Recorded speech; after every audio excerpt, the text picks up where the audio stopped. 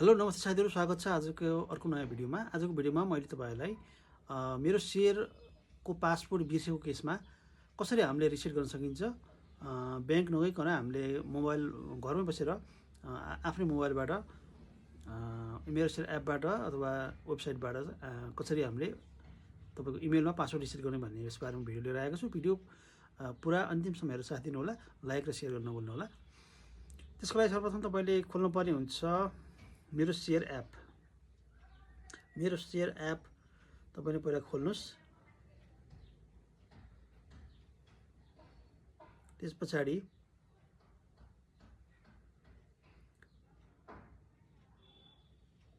मेरो share app यसरी खोले पछाडि यस्तो एक खासको इन्टरफेस देखिन्छ र त्यसमा तपाईँले आफ्नो डिमान्ड कुन केमा छ यो सिलेक्ट गर्नुपर्ने हुन्छ। मेरो चाहिँ कुमारी ब्याङ्कमा भएको छ, मैले यो सिलेक्ट गरेँ। त्यस पछाडि यहाँ तल छ लगइन भन्दा मुनिपट्टि फर्गेट योर पासपोर्ट भनेर छ। अब यसमा क्लिक गर्नुपर्ने हुन्छ। त्यस पछाडि यहाँ रिसेट पासपोर्टको अप्सन आउँछ। अब verification email will be send in your mail box, please check for a link to reset your passport भनेको छ होइन।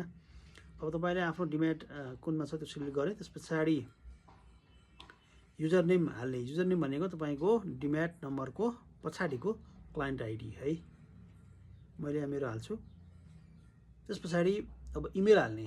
इमेल चाहिँ जुन पाए त्यही हालेर हुँदैन। यसमा चाहिँ इमेलको केसमा चाहिँ तपाईँले डिमान्ड खोल्दा जुन यो खातामा तपाईँको डिमान्डमा जुन इमेल लिङ्क गरिएको छ त्यही इमेल मात्रै युज गर्नुपर्ने हुन्छ है। अब म मेरो इमेल हाल्छु है त। मेरो इमेल मैले यो राखेको छु।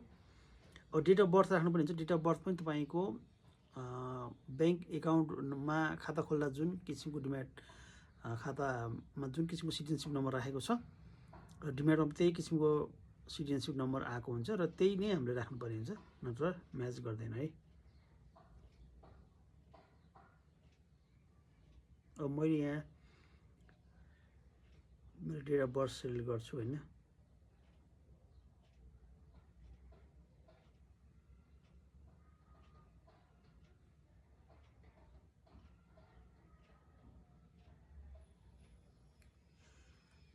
अब मैले मेरो डेट अफ बर्थ सिलेक्ट गरेँ।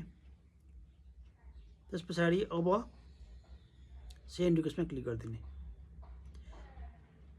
अब यहाँ इरर भन्यो, the information you have provided does not match with registered information भन्यो होइन।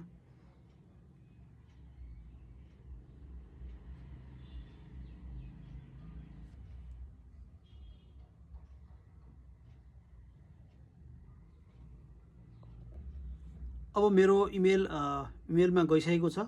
अब म इमेलमा गएर चेक गर्छु है।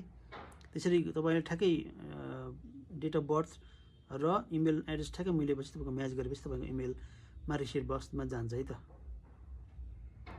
यो मेरो इमेल हो। अब यहाँ देख्नुहोस् तपाईँले मेरो सेयरको पासपोर्ट रिसेट भनेर यसमा आइसकेको छ।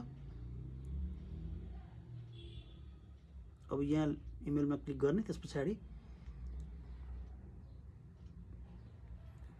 अब यहाँ यसरी मेरो पासपोर्ट यहाँ दिइरहेको छ।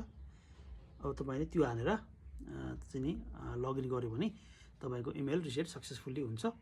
र यसरी हामीले आफ्नो इमेल र पासपोर्ट मेरो सेयर एपबाट डाइरेक्टली रिसेट गर्न सकिन्छ। त्यसको लागि ब्याङ्क जानुपर्ने कुनै पनि आवश्यकता छैन। भिडियो राम्रो लागेको छ भने लाइक र सेयर गर्न नभुल्नु होला। यस्तै इन्फर्मेटिभ भिडियोको लागि ब्याङ्किङ एक्जाम सपोर्ट नेपाल र युट्युबमा पिएचसी सपोर्ट नेपाल च्यानललाई फलो गर्नुहोला।